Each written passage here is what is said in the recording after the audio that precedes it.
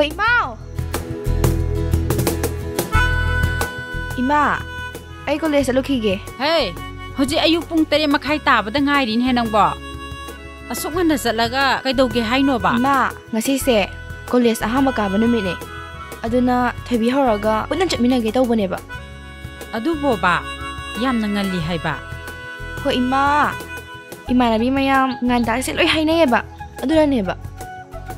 Ho, adu nangbu zakti kam daw ba? As ay chakam da janing de Ima. Ho ngai khone he.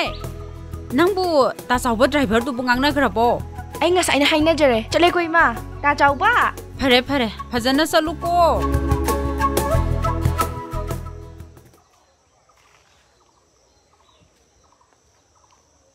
Thoibi. Ho Thoibi. Thoibi. Kaino? Aday du kwit ang lor lay dubo. Kok chong mo yadro. Kaino? Nagam tuloy siyandri ba? As, karanga na jasi haraga. Mo yang ngali eh. Kung sinipan ka tatab na ngay di eh. Ado oraso, ay na karanga na jasi haba na tra. Mina karana rusi haraga ba? Ah, sa alom tuloy siya luto. Hoy he. Lao, sidang akdang pama mo. Sidang akdang pama mo.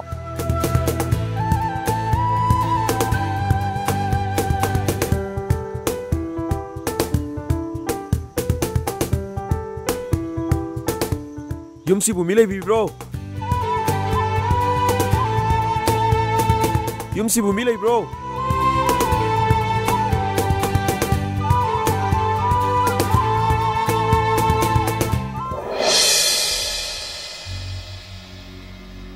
Yumsibu osi thoibugi yum oibirabo. Mane, masari leite. Macano pidile. Yani, ay katok jarake. Thoibi.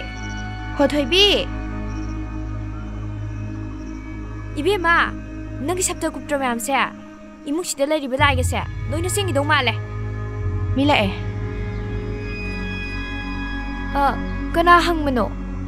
Pabung na ngasai cylinder siga sing bag siga thilona thinjarapani. Oh. Kadai da thamjaramoge? Aswai da thambiramo. Hoi, thamjaramagi.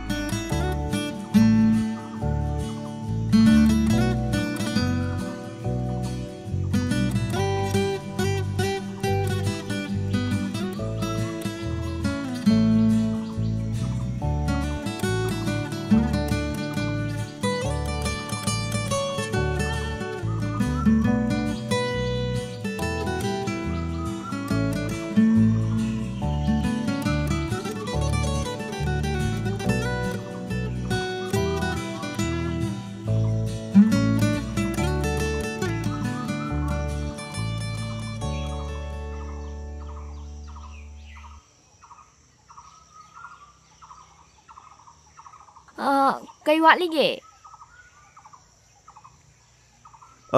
Baradi pabung ni yumdei loro hare. Oh.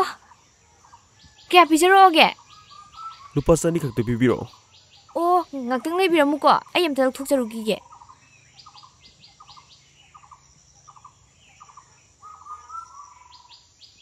Nangbu nongmada kaya magtanjage.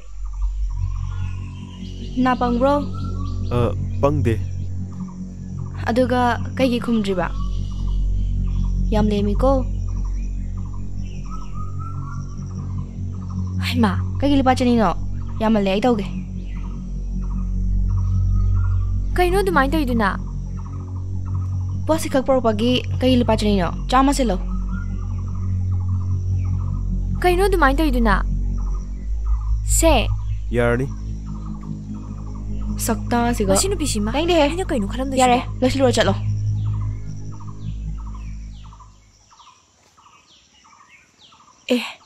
Thoibi. Thoibi. Kaidorage. Tu, andala inupa se ngasagi do natro. Ay, mani ne. Masu sida tamboire. Ay di ba, yam hainaroi dori. College ama hongoradra khangde. Sidana khara kongodana tamaga. Mana nongonda kaidorage. Masakse yam hainade ba ai. Sinphamjiga Larika su tami male. Masak asyamna fajar sidi. ꯀꯣꯂꯦꯖꯁꯤꯗꯕꯨ ꯃꯥꯒꯨꯝꯅ ꯋꯥꯡ ꯆꯥꯎꯕ ꯑꯃꯠꯇꯕꯨ ꯌꯥꯎꯗꯦꯅꯦ. ꯐꯖꯔꯁꯨꯅꯦ ꯑꯩ ꯌꯥꯝ ꯊꯤ ꯍꯩꯅꯗꯦ. ꯂꯩꯅꯥ ꯃꯥꯁꯨ ꯂꯥꯏꯔꯕ ꯍꯥꯏꯕꯗꯣ ꯑꯣꯏꯅꯤꯡꯂꯝꯃꯣꯏ. ꯏꯅꯥꯛ ꯈꯨꯟꯕ ꯅꯣꯏꯅ ꯀꯔꯤꯒꯤꯅꯣ ꯂꯥꯏꯔꯕꯕꯨ ꯑꯁꯨꯛ ꯍꯟꯊꯅ ꯌꯦꯡꯂꯤꯕ? ꯍꯣ ꯃꯤꯅꯨꯡꯁꯤ ꯆꯥꯎꯕꯤ ꯏꯕꯦꯝꯃ, ꯇꯣꯛꯑꯣꯁꯦ ꯌꯥꯔꯦ. ꯇꯣꯛꯑꯣ, ꯌꯥꯝ ꯊꯤ ꯇꯥꯅꯤꯡꯗ꯭ꯔꯦ.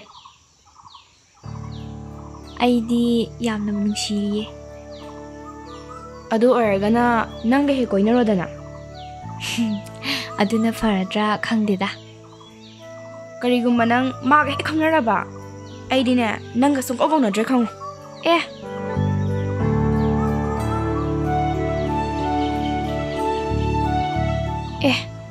ꯕꯦꯟꯁꯨ ꯇꯥꯔꯦ, ꯆꯪꯉꯁꯤꯔꯥ? ꯆꯪꯉꯁꯤ ꯂꯥꯛꯑꯣ.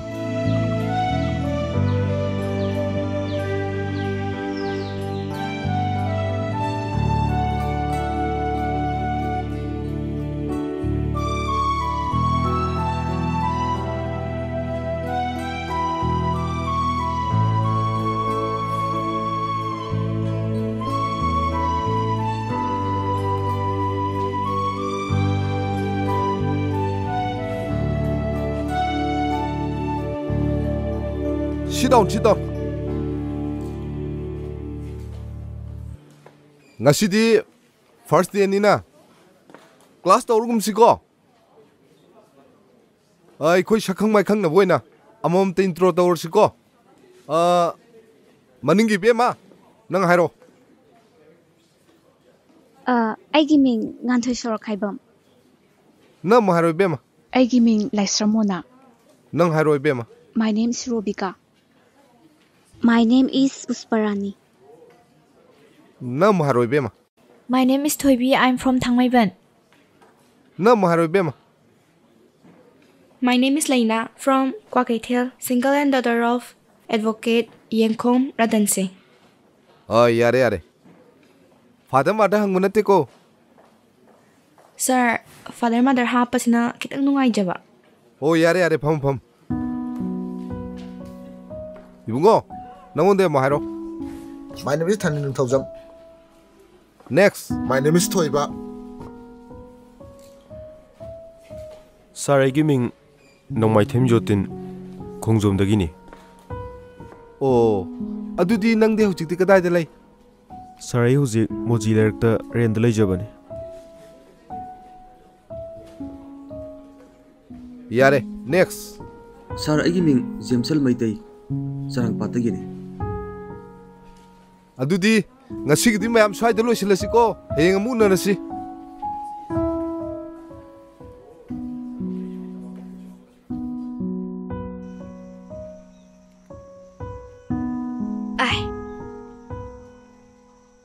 Mayam, adi nupa se khangnu siro yam cham male. Yaine, samujine. Ai di tale. Ho mathamoi se ma ubada kai adugine ba. As yam taningde ko. Noibu asigumba status handaba miga yam tinajaning bro. Keno haisibo. Noi tina horo ai changage. Hai ma, masinu pi se lao. Itaw, nathanda kay dormino. Sumpam lambane.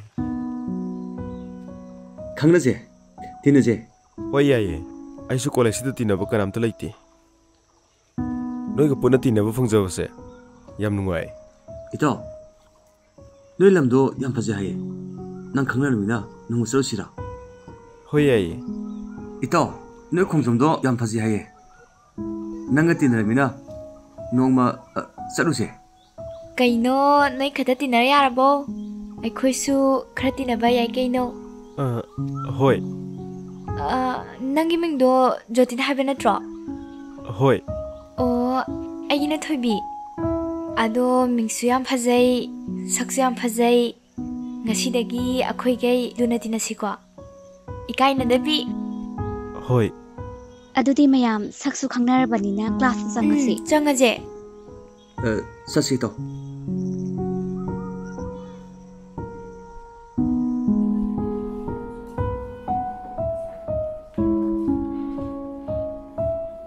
As kucham mama. Aingonda korkana nang. ꯀꯩꯅꯣ ꯍꯥꯏꯁꯤꯕꯣ?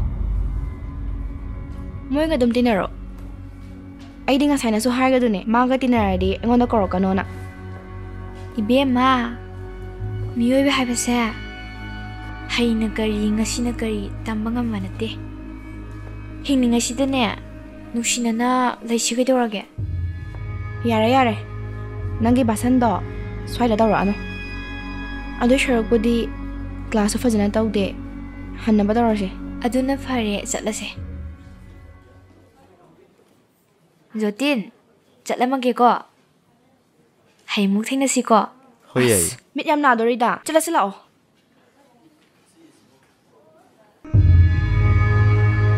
ꯑꯩ ꯅꯪꯁꯦ ꯌꯥꯝ ꯁꯥꯎꯅꯤꯡꯉꯤꯀꯣ. ꯀꯩꯅꯣ ꯅꯪ ꯍꯥꯏꯗꯨꯕꯣ? ꯅꯠꯇꯦꯗ, ꯑꯩꯅ ꯍꯥꯏꯗꯤꯅꯦ ꯑꯇꯣꯞꯄ ꯑꯃ ꯇꯤꯟꯅꯅꯤꯡꯉꯥꯏ ꯂꯩꯇ꯭ꯔꯕꯕ ꯅꯪ ꯃꯥꯒ ꯅꯠꯇ꯭ꯔꯗꯤ. ꯃꯥꯒ ꯇꯤꯟꯅꯔꯒ ꯀꯩꯗꯧꯔꯒꯦ ꯅꯪꯉꯣꯟꯗ? ꯑꯇꯣꯟꯕ ꯃꯤꯒꯤ ꯍꯧꯅꯕꯤ ꯋꯥꯈꯜꯒꯗꯣ ꯌꯥꯝ ꯁꯥꯊꯤꯅ ꯄꯤꯛꯑꯝꯒꯅꯤ ꯈꯪꯉꯦꯗꯅ. ꯃꯗꯨꯒꯤ ꯃꯥꯡꯖꯕꯗꯣ ꯅꯪ ꯁꯣꯏꯗꯅ ꯈꯪꯉꯛꯀꯅꯤ. ꯃꯥꯗꯤ ꯃꯤ ꯌꯥꯝ ꯆꯝꯃꯦ. ꯃꯥꯅ ꯋꯥꯅ ꯁꯨꯔꯒ ꯂꯥꯏꯔꯤꯛ ꯇꯝꯖꯕ, ꯑꯩꯈꯣꯏꯅ ꯏꯃꯥ ꯏꯄꯥꯒꯤ ꯃꯔꯟꯗ ꯇꯝꯕ. ꯀꯌꯥꯗ ꯈꯦꯠꯅꯔꯤꯅꯣ ꯌꯦꯡꯉꯨꯅꯦ. ꯄꯥꯈꯪ ꯃꯣꯏꯖꯔꯁꯨ ꯁꯨꯕ ꯅꯣꯝꯕꯗ ꯏꯀꯥꯏꯗꯕ, ꯃꯁꯥꯅ ꯃꯁꯥꯕꯨ ꯃꯤ ꯑꯣꯏꯅꯕ ꯍꯣꯠꯅꯖꯕ. ꯀꯟꯅ ꯍꯣꯠꯅꯖꯔꯤꯕ ꯃꯥꯁꯤꯕꯨ ꯑꯩꯈꯣꯏꯅ ꯊꯥꯒꯠꯐꯝ ꯊꯣꯛꯇꯕ꯭ꯔꯅꯦ? ꯌꯥꯝ ꯈꯜꯂꯤꯀꯣ ꯅꯪꯗꯤ ꯃꯥꯁꯦ. ꯀꯪꯈꯠꯄ ꯅꯠꯇꯤꯌꯦ, ꯑꯁꯦꯡꯕꯅꯦ ꯑꯩꯅ ꯍꯥꯏꯁꯦ. ꯃꯤꯑꯣꯏꯕ ꯍꯥꯏꯕꯁꯦ ꯐꯖꯕꯕꯨ ꯁꯦꯠꯅꯤꯡꯗꯕ, ꯑꯍꯥꯎꯕꯕꯨ ꯆꯥꯅꯤꯡꯗꯕ ꯀꯅꯥ ꯂꯩꯒꯦ? ꯑꯗꯨꯕꯨ ꯏꯀꯥꯏꯈꯤ ꯊꯥꯗꯣꯛꯇꯨꯅ ꯋꯥꯅ ꯍꯣꯠꯅꯖꯔꯤꯕ, ꯑꯗꯨꯏꯁꯨ ꯃꯊꯛꯇ ꯏꯕꯥꯅꯤ ꯍꯦꯛ ꯎꯕꯗ ꯃꯥꯅ ꯏꯀꯥꯏꯕ ꯐꯥꯎꯔꯤꯕꯗꯣ. ꯑꯩ ꯃꯥꯕꯨ ꯀꯅꯥꯅꯣ ꯍꯥꯏꯕꯗꯣ ꯃꯨꯟꯅ ꯈꯪꯉꯦ. ꯌꯥꯔꯦ, ꯆꯠꯁꯤ ꯂꯥꯛꯑꯣ. ꯃꯁꯤ ꯅꯨꯄꯤꯁꯤꯗꯤꯕ. ꯂꯥꯏꯔꯕ ꯑꯩꯈꯣꯏꯁꯦ ꯀꯅꯥꯅꯁꯨ ꯇꯤꯟꯅꯅꯤꯡꯗꯦꯀꯣ. ꯑꯗꯨꯕꯨ ꯑꯩꯈꯣꯏꯁꯨ ꯃꯤꯑꯣꯏꯕꯅꯤ. ꯏꯅꯥꯛ ꯈꯨꯟꯕ ꯃꯈꯣꯏꯒꯤ ꯊꯃꯣꯏꯗꯣ ꯑꯩꯈꯣꯏꯁꯨ ꯄꯥꯜꯂꯦ. ꯏꯀꯥꯏꯕꯁꯨ ꯐꯥꯎ. ꯃꯣꯏꯅ ꯍꯟꯊꯅ ꯌꯦꯡꯕꯤꯔꯕꯗꯤ ꯀꯔꯝꯅ ꯃꯤꯔꯛ ꯇꯤꯟꯕ ꯉꯝꯒꯅꯤ? ꯑꯩꯁꯨ ꯅꯣꯏꯒꯨꯝꯅ ꯅꯨꯡꯉꯥꯏ ꯌꯥꯏꯐꯕ ꯏꯃꯨꯡꯗ ꯄꯣꯛꯂꯝꯂꯕꯗꯤ ꯅꯣꯏꯅ ꯍꯟꯊꯅ ꯌꯦꯡꯂꯤꯕꯗꯣ ꯌꯦꯡꯂꯝꯂꯣꯏꯀꯣ.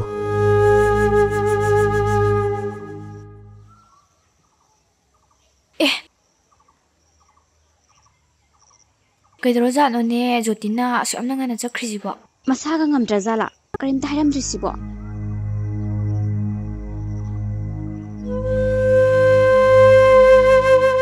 ꯂꯥꯏꯔꯕ ꯑꯣꯏꯅ ꯄꯣꯛꯂꯝꯕꯅ ꯅꯪꯁꯦ ꯅꯅꯤꯡꯗꯤ ꯊꯨꯡꯂꯝꯃꯔꯣꯏꯀꯣ.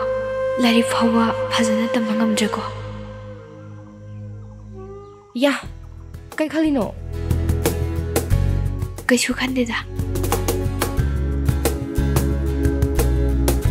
ꯑꯣ, ꯑꯩꯅ ꯍꯥꯏꯗꯤꯅꯦ ꯅꯣꯏ ꯍꯦꯔꯣ ꯉꯥꯏꯔꯕ ꯅꯪ? ꯊꯣꯏꯕꯤꯕꯨ ꯍꯦꯔꯣꯒ ꯂꯩꯔꯕ꯭ꯔꯥꯅꯦ? ꯍꯣ, ꯂꯩꯔꯕꯅꯤ.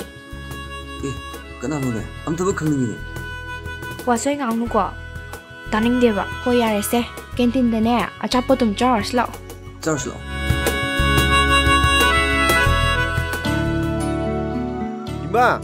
이마! 이마도 그때는 할 엄동 만데.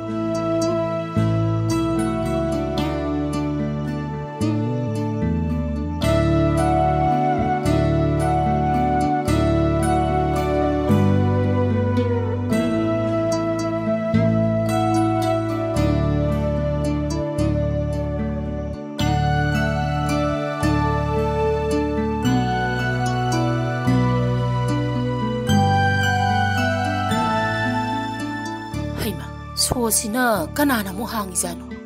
이산 봐도 라자라. 붕어.